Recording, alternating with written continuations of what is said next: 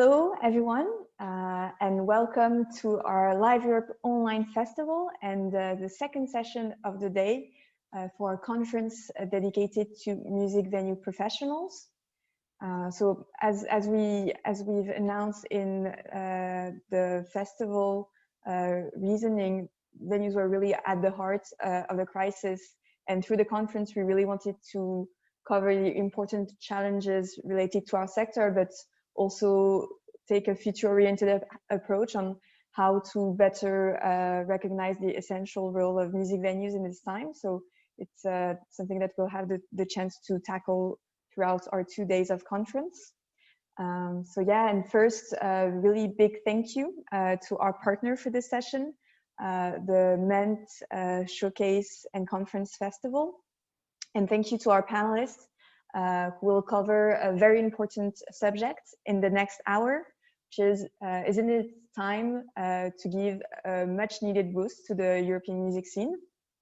And it's a subject that is very near and dear to us because it's very much at the heart of our platform, as Liveurope was designed to empower music venues to take more risks, to facilitate the cross-border circulation of new European talents. So before I leave the room to our panelists, I'll just like to mention that in the next hour, we will have 15 minutes at the end to open the floor to the audience for any questions that may arise. So you can already ask any questions that you have during the conversation via the Q&A tool. And alternatively, at the end, you'll be able to use the raise your hand option if you want to intervene orally. Yeah, with no further ado, I will leave the room to our speakers. Miran, you have the floor. Hello, everyone, and welcome to the panel. Before we fully bite into the subject, I would like to quickly introduce myself and our lovely guests. So I'm Miran Rusjan, from conference manager of MENT Ljubljana. Besides that, I also run a small record label and agency, mainly records and booking. But enough about me. Let's hear more from the speakers. So Clemence, Katia, and Hannes, please quickly introduce yourselves in a few sentences, like 30 seconds each should be just perfect. Hi, I'm Clemence. I work as a booking agent at ATC Live. So ATC Live is based in London mostly, but we've got several offices and one in Paris. So I'm actually in Paris and I'm French. And I used to be a promoter in France. So I've got another, a good knowledge at least of the French market.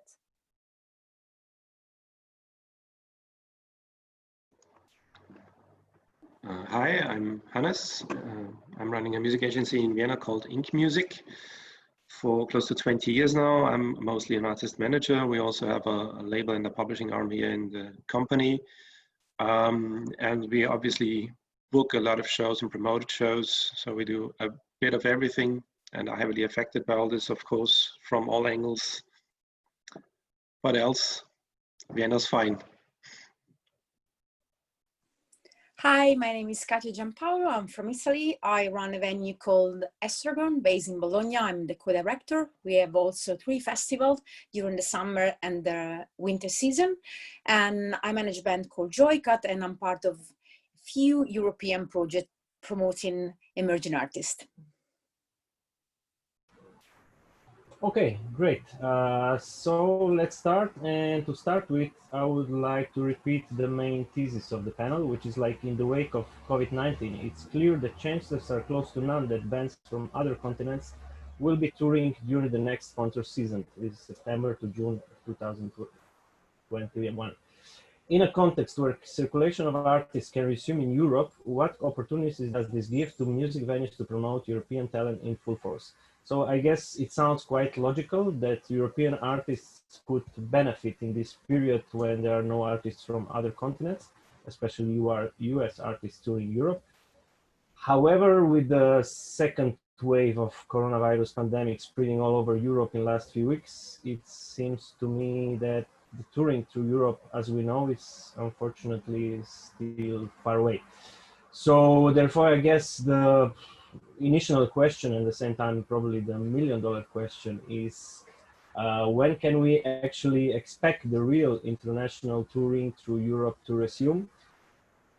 I know none of us has like a crystal ball to predict the future, but on the other hand, I think we all have to try to stay proactive and have already learned how to adapt the new situations on day-by-day basis.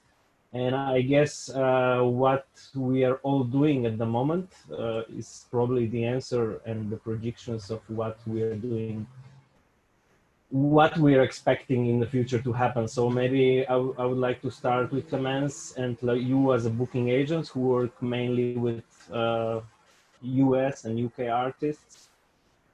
What's the reality of European booking agents at the moment, and like for which period are you booking shows or set of shows, or even if we can call them tours at all at this moment?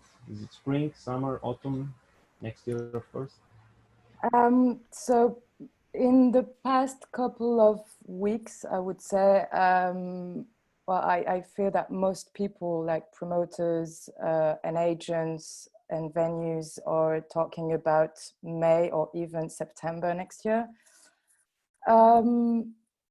But I think the best strategy, like I know like most agents are doing that, is to still hold the tours we've got early next year, just in case. And so we all working on a backup plan for later next year, the autumn. So yeah, meaning like we are rebooking pretty much all the tours we've booked last year for this year. Also, I mean, if like talking about moving tours to the autumn also means taking into account the festival and the festival exclusivities.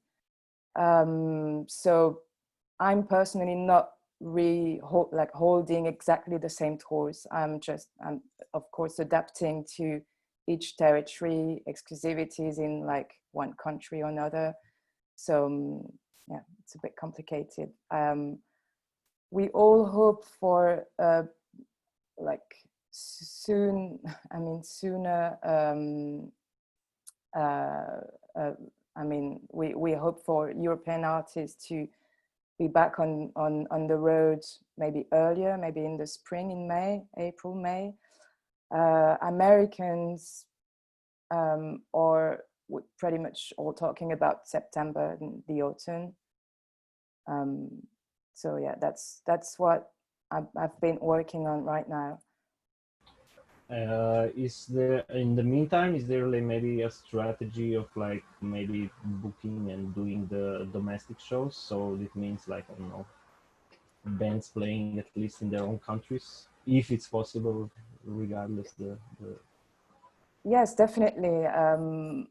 I think, well, we are all trying to do some shows like in the near future as well, meaning like next month, in the next weeks.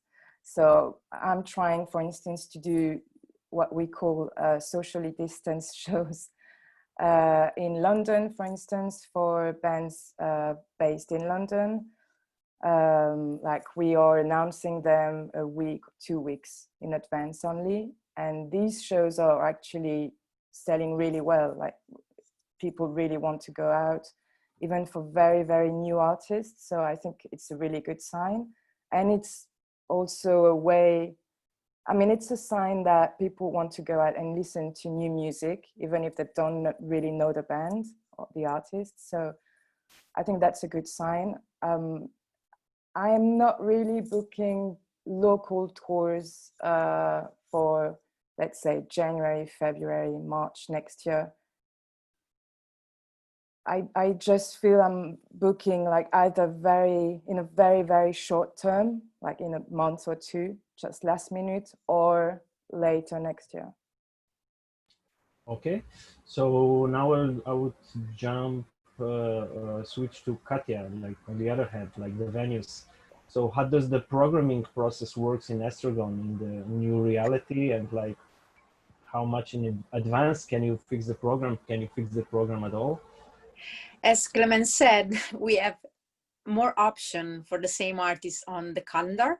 So we have an option for the same artist in spring and autumn 2021. And nowadays, the rules in Italy is that venues, live venues, has to be with audience seated.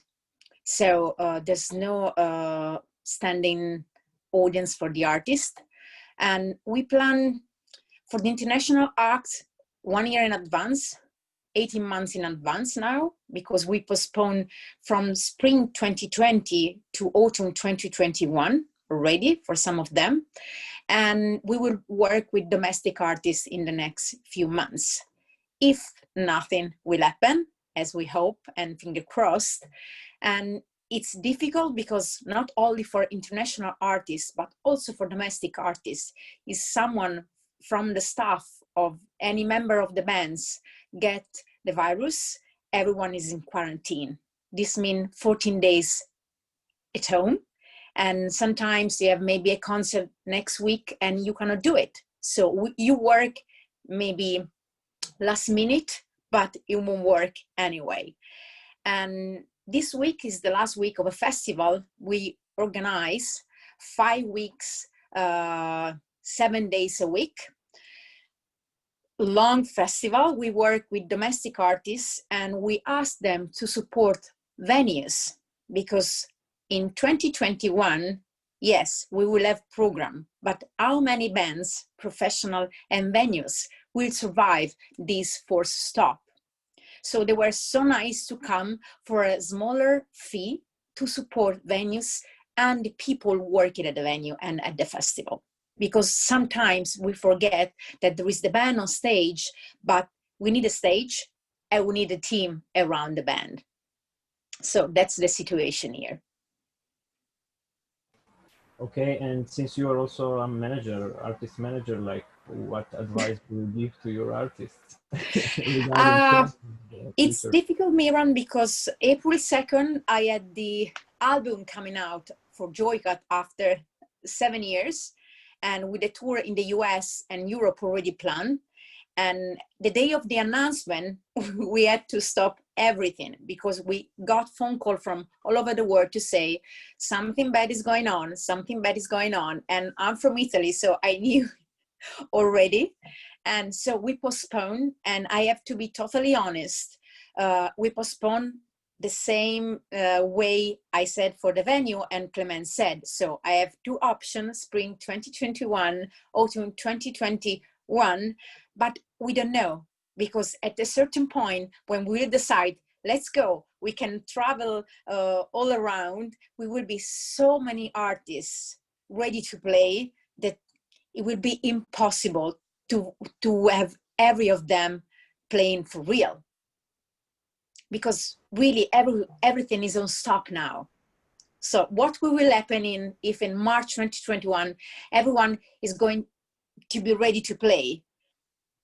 I don't know, too many bands at the same time and not so much attention maybe from the audience. Now it's totally the attention of the audience, as Clemence said, because people want to go out.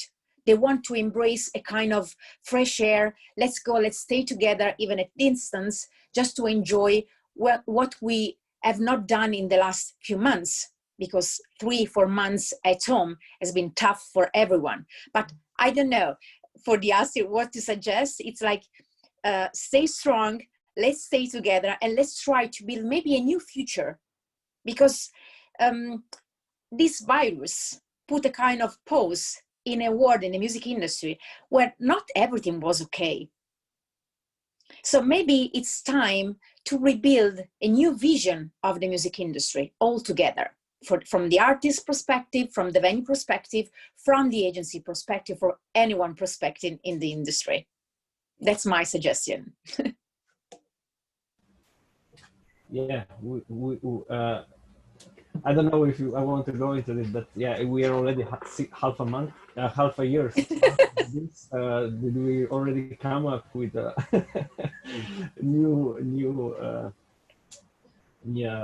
yeah, the new foundation for the industry. But let's maybe not get into this at this point. Maybe let's pass the word to Hannes. You wear many different hats, like from manager, agent, also as a promoter in Vienna. So how do you prepare for your next few months, or maybe more concrete, are you still promoting shows in Vienna, or what's your plan for next few months? Maybe not talk about spring 2021, but maybe how to survive the autumn and winter. It's difficult, as the answer probably looks different day by day. I think we need to completely toss any type of learning and strategy we had over the past 10 years, because everything is so new now. Our business lives from being foreseeable, or at least plannable, up to a certain point. You have strategies that fit into a certain schedule of touring, releasing, promoting a record and all that. And basically, you can completely skip all that, and any type of strategy at the moment is pointless, as it could be a completely different situation by tomorrow. So the situation, for instance, we had is that we actually had, right when the lockdown hit in Austria, we had two of the most important releases we had coming up for being prepared for that for like a year. Tours had to be canceled, postponed, and all that. Some of these shows that were planned in Vienna around that date had to be rescheduled to fall, were sold out back then. Right now, we could make them happen, but only like for a fourth of the audience, because they need to be seated and wear masks and, you know, all the restrictions we have right now. So of course, it's impossible to do the same type of show that we planned for in spring and that we calculated for. And now whatever you do is basically wrong. So if you manage to somehow actually fulfill the show that you've planned, it's for a fourth of the people. You don't know what to do with the rest. You have a very difficult and complicated procedure with all the rebookings of seats and all that. If you plan something for spring next year, you pretty much don't know what to expect then. If you plan for fall next year, you don't really know if it's going to be a normal show by then or not. So basically what we need to do at the moment is probably being as spontaneous as possible, like Clemence said too. So what we do is pretty much the same. We try to do whatever's possible in the very near future, speaking of really weeks. Right now, for instance, we already had to reschedule a show for next week because of a COVID case in the company. So you need to plan the same things over and over again. You need to be very, very spontaneous, and you need to get the most out of the situation as long as it gets. Because thinking of the further future, it's getting even a bit more complicated, because what we already talked about a bit is what I see coming is sort of the big crunch. So whenever something like a normal business is starting all over again, and say all the UK and US acts are coming into Europe, mainland Europe again, you have a different type of attention for different types of acts. And until then, you might have some space for more local artists or from the wider region, but you always have to face and fear certain restrictions as we have them now. So there's no regular touring still. Once there is regular touring again, everyone will want to redo 2020 and 21. So they want to jump back on the road, and you might see far too many tours happening in far too little time. Even now, it's for smaller bands or for smaller agencies, it's tough to get spots in decent venues for fall 21 for your regular plannings that you would usually have on schedule. So this is going to be a very, very difficult task for the foreseeable future in the next 2-3 years. And I think the best recipe against it is really being as spontaneous and flexible as possible. Okay, so maybe if I sum it up, like it seems that for the next 6 months at least, it seems, I guess for everyone it's like to stay focused on domestic markets and like to do, like you said, spontaneously shows if it's possible, and this will like I said, like it can be a strategy for next 6 months. So what does it mean if like the live music sector is focused for the next 6 months only on domestic markets, and how do you adapt your own strategies? I mean, do you simply adapt it like, okay, next 6 months we just do it domestic markets, and then like is there maybe the differences between countries and bigger markets like Germany or France comparing to Austria, where if nothing else there is way less possibilities to play? I think for local bands in any country that's in a more or less stable mode at the moment or in the foreseeable future, there are opportunities here, but no one knows what it actually means. I mean, technically you have a big black hole of acts not happening right now. So all the US and UK artists or the international acts touring usually at that time of the year aren't touring because simply they cannot. So you have mostly all the big venues that are just empty right now. On the other hand, we try to, for instance, reschedule shows from small we've sold would fit into the bigger venue with seats, with distances and all that, but they just can't handle it on a financial basis. So it's by far too expensive to play a bigger venue with just a third of the seats being taken with all the rules that you have right now. And that seems to be almost impossible, even though I'd say that would be a huge opportunity to actually create an attention that you've never seen before for local artists. I suspect that people that wouldn't usually go to a lot of shows from local artists now would rather go if they see that's pretty much the only option they have. And that's something that's might be happening for the next couple of months only, because as soon as the international acts are coming back, we hopefully can come back to a more normal mode of tour life again, and also our artists can tour more internationally. Okay, then now I'll maybe switch to Clemence. So if we said that like Hannah said, maybe there is opportunity for like local acts, do maybe thinking about like bringing, let's say, French or German bands to your roster just to have like more artists to work on, like domestically, like you said, last minute even?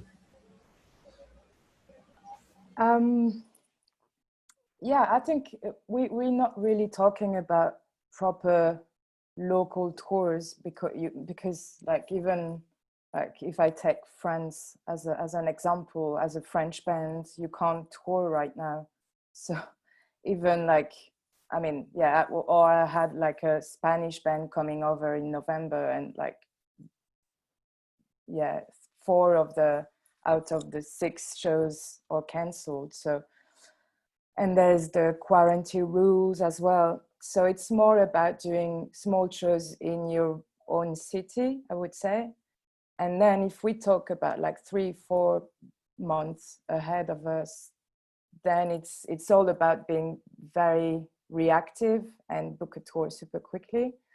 So I'm always open to sign a new artist to my roster, and we've got more time at the moment. So I know like at the agency, we listen to a lot more new bands at the moment.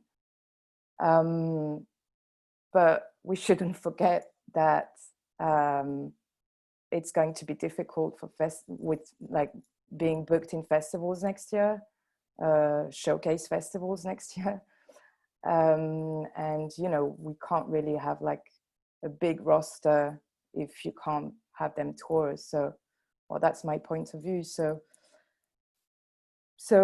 yeah, I guess there will be more opportunities for markets outside of the UK and the US that we always talk about. So there's definitely an opportunity here, I think. And yeah, also talking about A&R and other stuff like projects with local venues that we can maybe talk later. Okay, so now let's jump into the bright future. At some point, like sooner or later, like if not before, like with the vaccine and vaccination of big parts of the population, probably the situation will hopefully normalize, and there will probably be, sure, there should be a period before US and UK or other non-European bands will be touring Europe again. And yeah, artists from continental Europe could fill the gap and use the opportunity to tour more intensely, hopefully, and gain more recognition, build new fan base and stuff. So Clemence, how long do you think this gap could be? I mean, like you said, you're holding the tours that you have already booked. So basically, this gap, it's not necessarily be half a year. It could be at some point, like. I mean,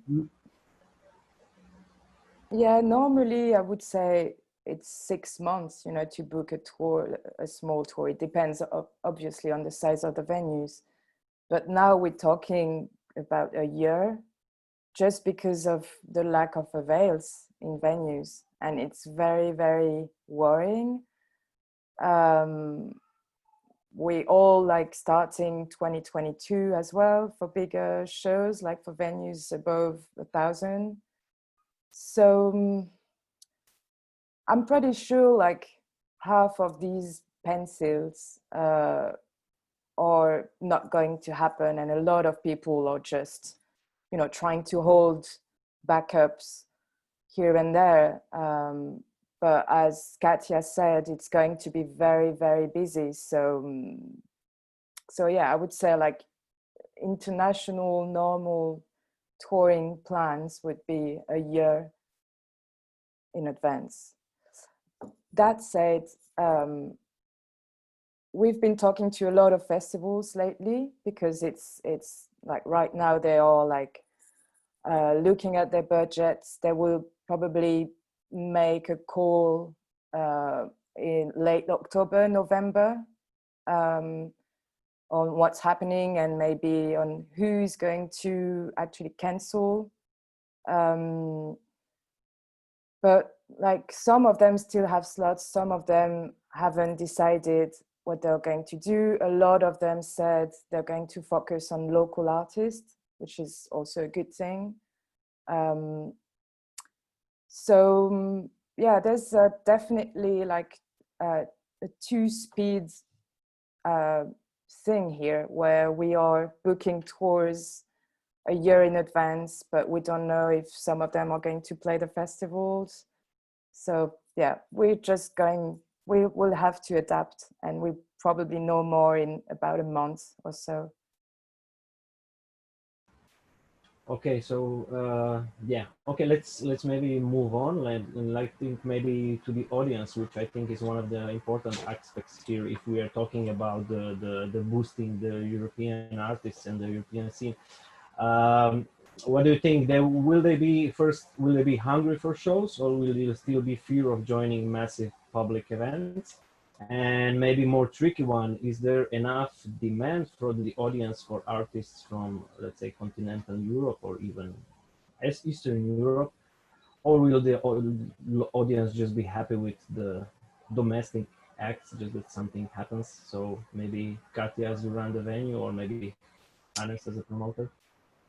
I think people will be ready to go to festival and to open air concert.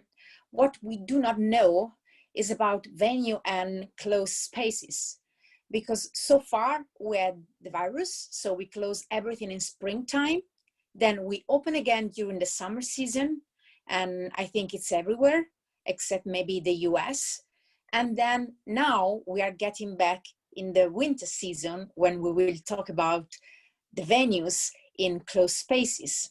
So what we do not know is the reaction of the audience in distance spaces inside. I don't know in your countries, but in Italy, everything has been moved outside for restaurants, for bars, for a concert, for everything. So if you are working in an office, you are working in a smart working, so from home. If you are a commercial company, you can go from inside to outside without paying more money to the government. So it's easier to welcome people. We do not know about the winter time, but I'm sure people will react very good to go and see concert, because it's like of time when you can think to something else. And if you let them understand that it's safe, there won't be any problem. The problem so far, in my opinion, is that we had this kind of thought that it was difficult and scary to go to concert because the virus was spread during concert. It's not like that. It's staying too much close, the problem. But if you go to a restaurant, to a bar, or to a concert that it's the same, and you stay at a distance, and we are talking not to a social distance, but to a physical distance, maybe we can let them understand that they can go and they can maybe discover new music, not only band from playlists on streaming platform or on it from the radio station, but new music. And we can let them understand that not the artists from UK and the US are good and from Europe are not, because we have lots of good bands in Europe. It's our responsibility to put them on a stage and to give them the space they deserve. I could bring in two completely different types of experience from the last couple of months. One is pretty much along the line of what Clemence said beforehand. So in summer, we had a series of picnic concerts, very well organized. You know, everyone had their baskets and their blankets, and you were able to stay in distance. Tickets were sold incredibly fast, even though it was mainly a local program and new acts. So response from the audience was extremely positive because it was outdoors, they felt safe, finally something to do, a little bit of a festival feeling and all that. So that was incredibly positive. Even though it was from a business perspective, it was not the wisest decision because it's so much work that you have to do for such little result, but at least for the feeling of having something like almost a festival, it was absolutely worth doing it. And the other experience that we share with a couple of promoters and venues here in Vienna is that for regular shows that are happening indoor, even though with all the measures that you need to have right now, the number of people coming or feeling able to see and go for a show is like a third of the usual. So even numbers in like comedy venues and stuff are in a similar size. So you have something like 30 to 40% of the tickets that you are able to sell. And in parts, people just don't respond. If you give them the opportunity to see a show instead of a show that was cancelled in spring, for instance, really only a fraction of people is willing to go in the first place. There are a couple of new people coming in and willing to join the show, but it's like across the board, it's 30 to 40% of the audience that's coming to shows in general only. So it's much harder to sell tickets for indoor events at the moment. And I think the whole thing of insecurity that Katia mentioned also, that will be one of the most important things. So if we manage to create some sort of safe space or safe feeling for the audience, I think they are absolutely willing to come back, but there will always be quite a big part of people that is insecure or even afraid of going to shows. So what we see happening now in Vienna is currently a number of different types of tests being developed, of which some are really as cheap as 10 to 15 euros and give back results within a couple of minutes only. So we are seeing discussions of making tests beforehand to entering a bar, entering an event or something like that. I'm not sure what the actual result of these strategies would be. We did some sort of research that like 50 to 60% of people is willing to take a test to then enter the club safely, knowing everyone else is negative, and you go into the club, and this is pretty much a safe space then. But even that number is kind of disturbing if you have, so everything it takes to create that safe space in the first place, and doing all the tests and all that, and the costs involved, and then only reaching half or 60% of the people, this is pretty much an obstacle for those future scenarios too. But I think this is something that we need to work out together with the venues, with the promoters, also with the audience, really to respond to what Katia said, to make them feel safe, because we all want to get out every now and then and see shows. And I think whether that's just a super new local band or a super big international band, at some point doesn't really matter. Of course it will in the long run, but in the first place, it's more about getting out and having that concert experience and being among friends, best case feeling safe at it, and doing things that you normally would do.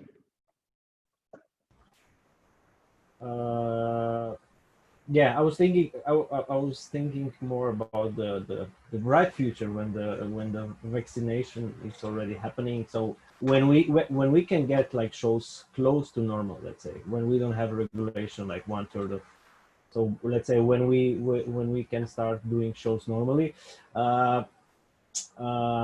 But even then, like I think what I want to touch is actually what can we do, like, to build up the demand for European artists in contrast to, let's say, US or UK artists, like maybe from the venue's perspective? It's a very good question, Miran, and you know me since a long time now. So you know that our attention at the venue and at the festivals is always been to promote new emerging acts from Europe, because the new emerging acts today will be the headliner tomorrow. And we need to give everyone that is good in playing an opportunity. So for us, it's not about, I can see Repetitor on your wall. I won't book Repetitor just to give them an opportunity, but I'm gonna try to build a story, a path with them in Italy, to help them to build an audience, a real audience in our country. And doing that, it's easy to talk to your audience, to send newsletter, to post on Facebook. The same with 5K HD from Hannes. We don't have to book a tour or to book a concert in a country. We have to come back again and again and again and explain to the audience that you have to come because this is a good band. And if you have an audience that trusts the brand and the venue, they're coming first time, maybe 50 people. Next time, if the band is good, it's gonna be 100.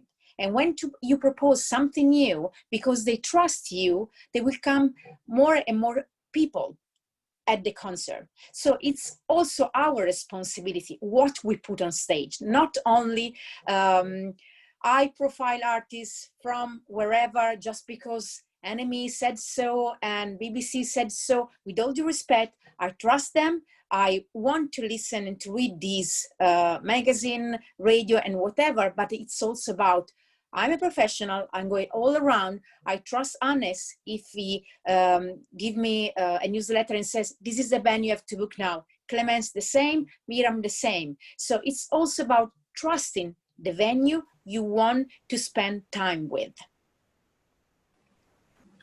I guess this rule was valid also before the corona, right? Yes, totally, totally. You know, we have always worked this way, yeah. always. But maybe additional question, like I guess all the venues are like have a really hard time, I guess. Will they have the will or the power or the energy to boost like European bands, or will they be too busy just staying alive and they will just book local bands or just wait for the big US bands? I mean, where can be yeah, like this additional value? It's up to people. It's up to people how you want to approach the job. you wanted to do as an employee, or you want to be a warrior? I want to be a warrior. So we have to spend time to stay alive, because it's not easy when you have no subsidy from the government, and we are not based in France. For example, they have lots of money from the government for venues, for artists, for music professionals. It's not the same in Italy. I don't know in Austria, Hannes can tell us. But we have still to do what we were doing before. Okay, let's adjust to the new normal, and let's bring more domestic artists, because Italian artists are good. So we are putting them in front of an audience, telling them they are good and they have an history in the country. But it's really important to maintain also the door open for artists from abroad. Absolutely important. Also for the audience. Anybody else wants to add something? Yeah, maybe something we've been discussing internally at the agency recently is that we talked about outdoor venues in the summer. So I know there are a lot in Italy, for instance. In France, I would say 90% of the venues close between mid-June till early September. I don't know about Austria. I guess there are some summer venues, but is like, what do you think? Like, do you think some venues, like who have the space or others, can maybe try to set up a project of a summer outdoor venue starting in May, and like do multi-bill for new artists, or like, I mean, local European artists able to tour in the region? Is that possible, do you think? I think people are very, very spontaneous and creative. At least that's what we've seen happening here in Austria. So a number of festival sites, for instance, that you would usually hold regular festivals during summer, they adapted to the situation and created sort of an outdoor venue. Some of those were holding these picnics that I was referring to early on.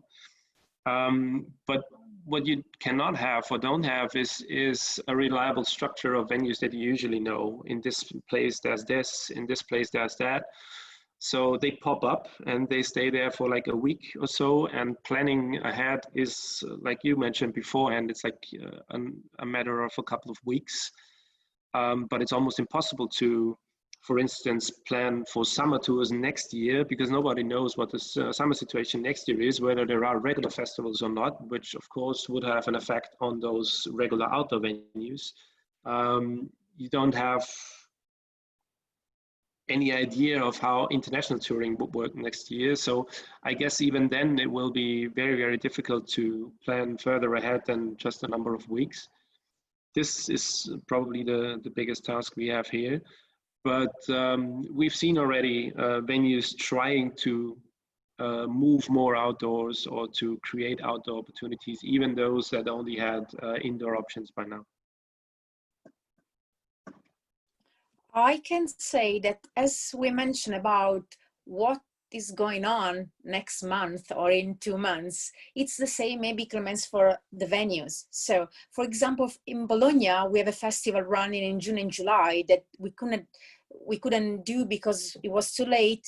The situation was unclear. So we canceled the festival, but talking with the municipality, we organized another festival in a park in August and September that is going to finish this Saturday.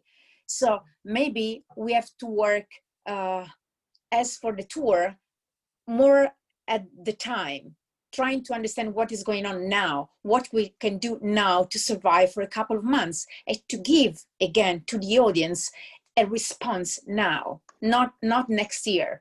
I don't want to ask you to buy a ticket for November 2021. Buy a ticket for next week, in 2 weeks. I can give you a stage, a venue, and a place safe where to come.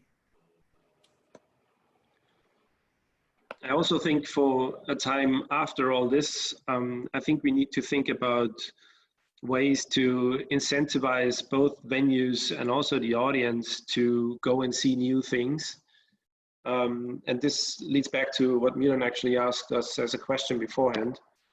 I don't have the number one idea of all of them, but ways of making a living a little more easier for artists and for the venues in the future will be crucial in the years to come. So when I look at all the complexity of the music industry as a whole, the whole drama only unfolds, say, mid next year, when people realize that all the income from the past year is not only missing, but also they don't see any income stream from collecting societies because the lack of live shows, for instance. Venues still struggle, as they still don't know whether there will be international tours or not, and if there are, they lose a lot of pencilings and how to fill them. And then you have an economic crisis just around the corner where you don't even know whether an audience is coming or not. So I think we need to come together as a whole industry and need to find ways how to basically incentivize each other to lend each other an ear of the problems that we are facing in the upcoming periods, 22, 23, 24, really affected by what is happening right now. And rethinking and reshaping the industry will pretty much be about finding the right solutions and ideas to that problem, and not only the solution for what's happening in the next couple of months. This is pretty much, I think we have the answer often enough now, like be flexible and spontaneous. This is like the solution for only a couple of months. You can't do that for a couple of years. But the crucial question, I guess, will be what will be thereafter, and how can we solve that whole thing that we currently are pretty much creating. Okay, since you touched about the rethinking of the foundation of the industry, and we also have like some questions from the audience, and here's one that it says that we could take this moment as an opportunity to rethink how our music ecosystem functions. Do you have any concrete suggestion for what music venues can do? So if we think about rethinking and reshaping the music ecosystem, like what exactly, maybe some suggestions what venues especially can do.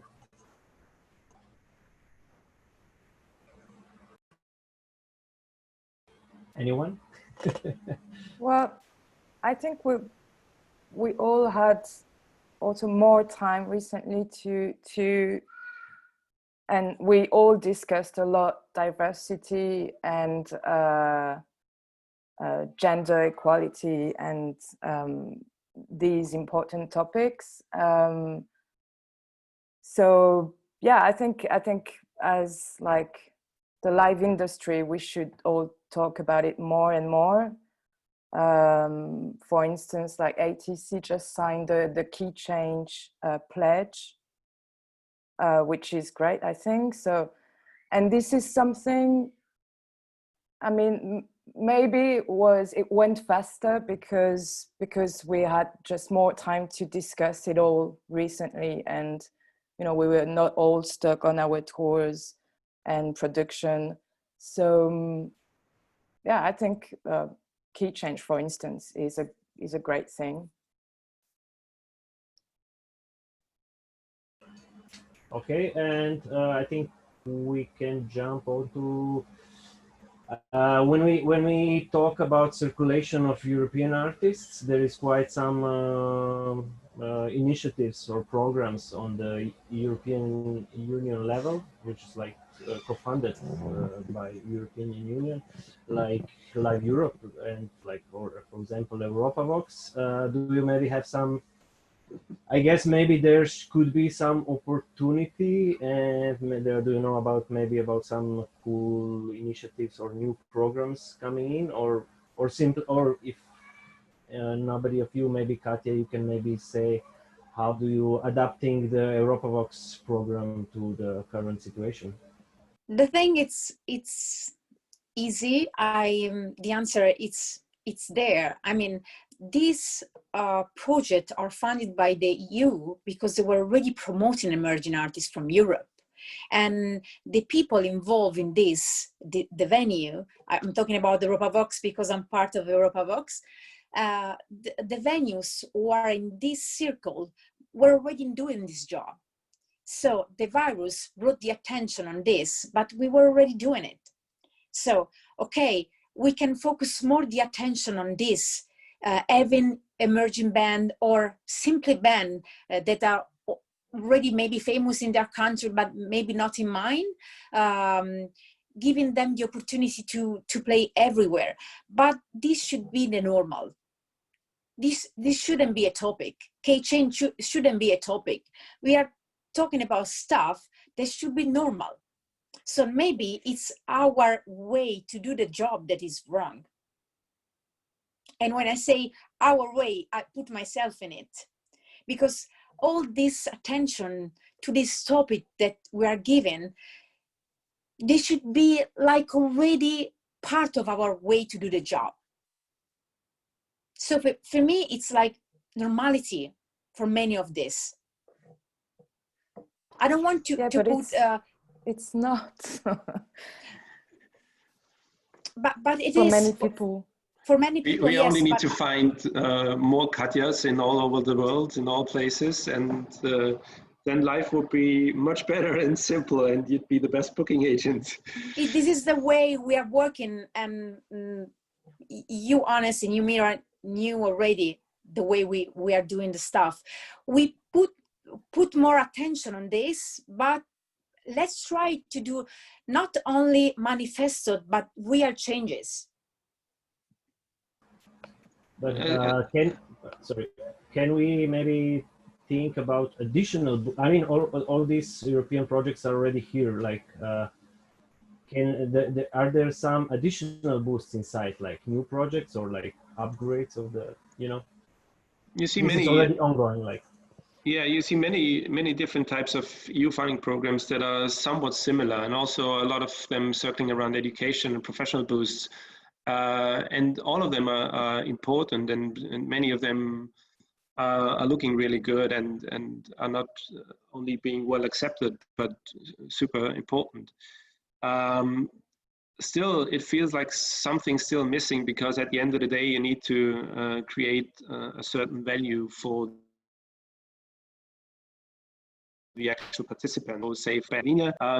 In the first place, it's not enough that there's one Katia in Bologna that's eager to have that Slovenian band playing in her venue, and she's dedicatedly promoting this to death. So everyone comes and see this great new band because the audience trusts her, because she's such a great curator.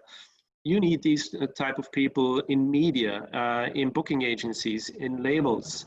And you need these across the European Union pretty much to make this actually work. And this is a very, very, very long way we need to go.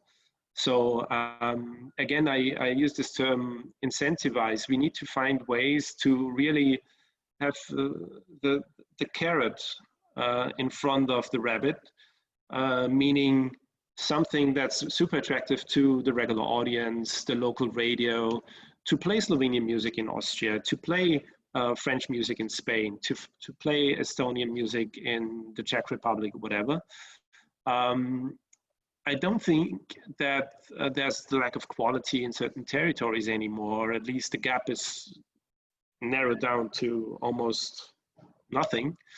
I think one of the positive outcomes of developments like, say, Eurosonic in the past 30 years is really that people realize that if a band's good, it doesn't really matter whether they are from Portugal or from Denmark or from Serbia. There can be pretty damn good bands from here and there and everywhere, and they don't need to be from that random huge music industry country. We need to get people more aware of that and more quickly. And find ways and solutions to make it attractive to people to listen to those types of new music. I think media play a key role in that. Many things like the Music Moves Europe Talent Awards and Europavox and all that, all these try hard, but you know, at some point they are like lacking of that final piece where you can really see it happening because of that. And that's the magic piece that we still need to find.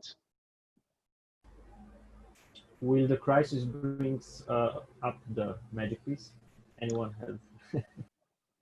I think so, because you know, if you think not only in countries, but rather in regional territories. Take our triangle of Italy, Austria, Slovenia. So the first thing that's going to happen after all this is most likely not the huge tour of the US-UK bands, but we probably will be able to travel those distances. So it's rather close. We know each other well. So we should take this as a big opportunity to exchange those bands much more and fill in the gap that the big US-UK bands leave, at least for that short period of time. And prepare for that and make it attractive to the audience and go and see these bands, because I think to spread it more virally, literally on a local regional basis is a much more simple way. It's probably still hard to get that band from Greece to France by next year in September, but it's probably quite easy to go from Austria to Slovenia and Italy. Anybody else wants to? Everyone is welcome.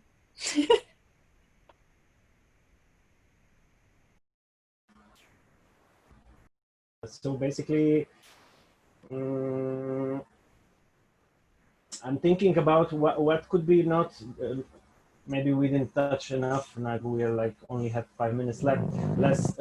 Left. We didn't really focus enough on this gap between all the bands come to Europe. But I think we should be thinking also more about long-term strategy. Like there is this gap, but there is also at one point like all the bands, American bands, African bands, everyone will come to Europe, and so I guess we should think about strategies that will last in more years, like somebody said, like 2022, 2023.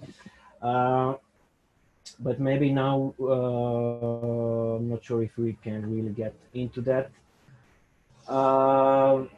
Does anybody, maybe getting close to the end, we already maybe touched it, probably now is perfect time for the new out-of-the-box ideas, initiative, approaches for European artists.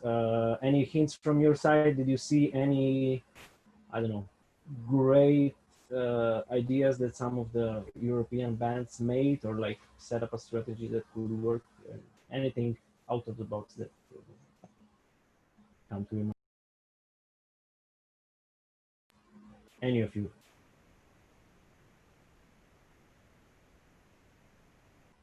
Not really.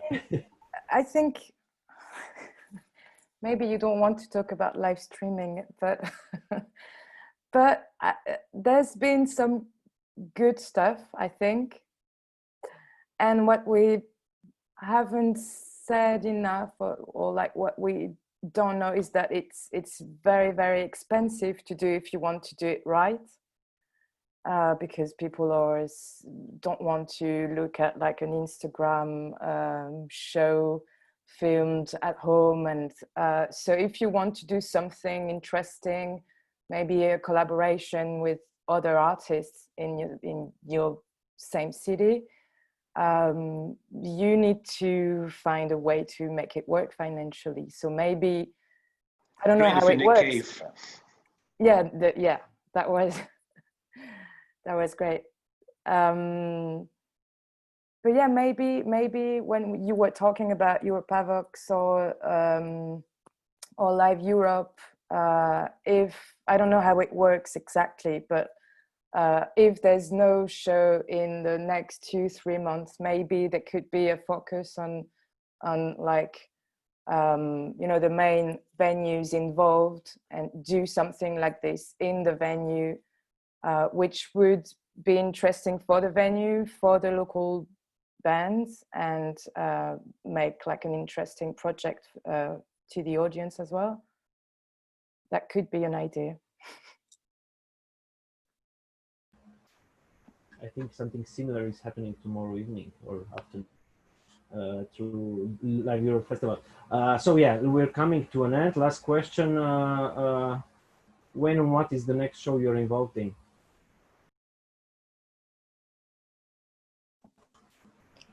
I have a concert this Saturday. We finished the festival this Saturday. I have another concert, 2 concerts next week, other 2 concerts the week after. So I think until the middle of October, I'm okay. Then I will call you crying, oh, I don't know what is going on now. But so far, everything is okay here. So let's stay together, positive and strong, and we can face this problem. Italy is good. Italy is good. Yesterday would have been the start for the already rescheduled tour of My Ugly Clementine, and we just rescheduled again to late next year. So this is rather the sad part of the story right now. We are starting to reschedule even the shows that were set up for the next weeks, as the numbers are growing so quickly here in Austria. It's unfortunately not the best situation. It was way better in summer, but right now it's hard to tell anything. So no real shows in the foreseeable future. Clemence, any of your artists playing soon? Yeah, in London actually, for like a series of shows in smaller seated venues, and that project of live stream as well.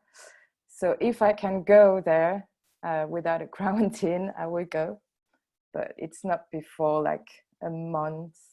Yeah, around a month. So yeah, we've got some shows in Paris happening, maybe not for very long, but there are some good stuff. It's a good way to see artists. I don't know, French artists.